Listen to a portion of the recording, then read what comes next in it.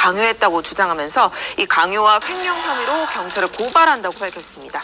그러니까 이제 특활비가 영부인의 지위를 이용해서 의료비 등을 구매하는 데 쓰였다. 이러면 이제 횡령죄에 해당하는 거 아니냐? 이게 지금 고발을 한 단체의 주장인 거죠. 그렇습니다. 또 김정숙 여사의 의상과 소품 논란을 처음으로 제기했던 한국 납세자 연맹은 이 헌법 소원까지 준비하고 있는 상황입니다. 한국 납세자 연맹은 지난 2018년 두 차례에 걸쳐서 청와대에 특활비 지출 내역 등과 김 여사의 의상, 액세서리 등이 포함된 의전 비용에 대한 정부 공개를 청구했는데요. 이 청와대는 국가안보와 국방, 외교관계 등 민감한 사항이 포함돼 국가의 중대 이익을 해칠 우려가 있다고 주장하면서 이 정보 공개를 거부한 바 있습니다.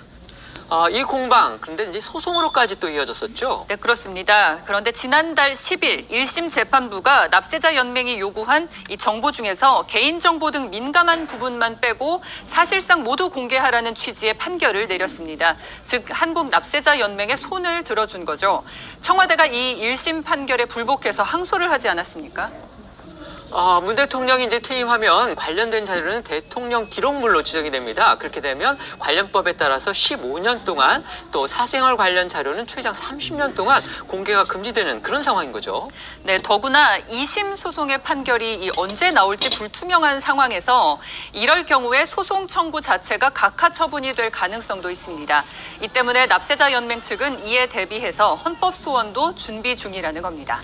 청와대가 김 여사의 의전 비용을 공개하라는 법원의 판결에 국익을 현저히 해친다는 이유로 불복해 항소를 하자 일부 네티즌들은 보도됐던 사진 등을 근거로 김 여사가 착용했던 옷과 액세서리 숫자를 일일이 집계하기 시작했습니다. 지난 2017년인가요? 그때만 해도 이제 청와대는 바느질하고 또 수선을 직접 하는 김정숙 여사의 모습을 공개한 적이 있었죠. 또 김 여사가 이제 10년 넘은 옷을 즐겨 입고 또 장신구도 변색된 것을 도금해서 쓴다. 이렇게 밝혔던 적이 있습니다. 네, 그런데 시간이 지날수록 일부 네티즌들 사이에서는 김 여사 옷에 대한 씀씀이가 너무 과도한 거 아니냐 이런 지적이 있었고요. 고가 명품들이 과하게 많다는 시선도 있었습니다.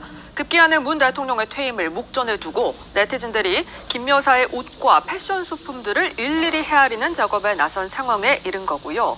지금까지 김 여사가 공개석상에서 입은 옷만 최소 178벌, 액세서리는 200여 개라는 주장까지 나왔습니다. 네, 여기에 과거 김 여사가 착용했던 브로치, 표범 브로치가 있는데 2억 원대 명품이냐 아니냐 이런 논쟁도 벌어지고 있습니다.